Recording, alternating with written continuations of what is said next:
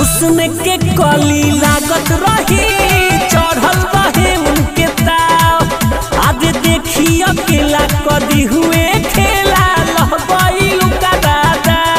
बड़ी तो करेला ये सखी का बताइयो करा बारे में बोलो। कब से रहे भूरिया लऊ पलंग पढ़ाही दी हुए भाभी भाभी कही के हमारा के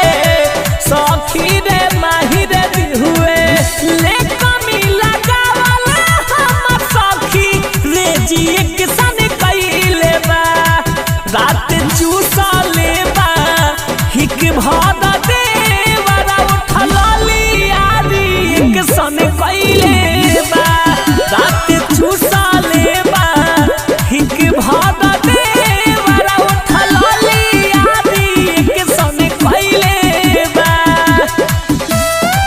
रात चूसा लेबा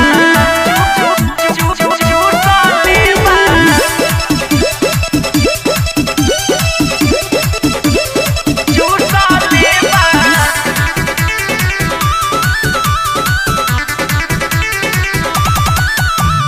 राइटर संदेश विशाले भात कहेला आधा बात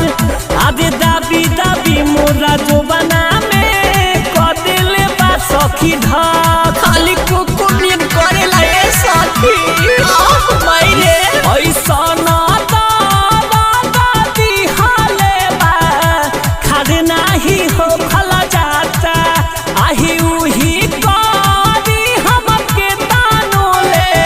दिलवा मचल जाता मुँह पे पड़ल छाई ओकरा के इन्फेक्शन कइले बा रात चूसा लेबा हिक भद देवरा उठल लियारी एक सन कइले